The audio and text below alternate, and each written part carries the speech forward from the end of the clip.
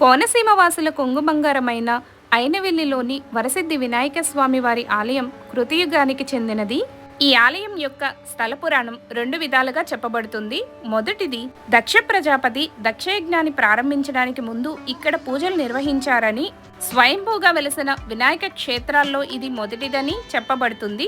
రెండవ కథనం ప్రకారం వ్యాస మహర్షి దక్షిణ భారతదేశ యాత్ర ప్రారంభ సమయంలో ఇక్కడ ఈ వినాయక విగ్రహాన్ని ప్రతిష్ఠించారని, ఆ వినాయకుడే భక్తుల కోరికలు తీర్చే సిద్ధి వినాయకుడు అయ్యాడని చెప్పబడుతుంది.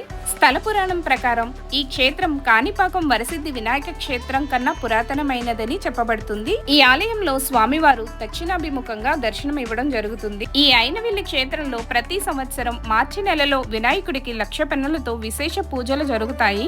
సప్తనదీ జలాలతో అభిషేకం చేసి గణపతి పూజలో ఉంచిన ఈ పెన్నులను పరీక్షలకు హాజరయ్యే విద్యార్థులకు పంచిపెట్టడం జరుగుతుంది. ఈ పెన్నులు తీసుకోవడానికి దేశం నలుమూలల నుంచి చాలా మంది విద్యార్థులు ఈ ఆలయానికి వస్తారు. ఒక్క టెంకాయ కొట్టి కోరిన ఏ కోరికైనా తీరుతుందని ఇక్కడ భక్తుల విశ్వాసం. అయినవెల్లి ఆలయం యొక్క పూర్తి వివరాలు ఫుల్ వీడియోలో అప్లోడ్ చేస్తా, చూసేయండి.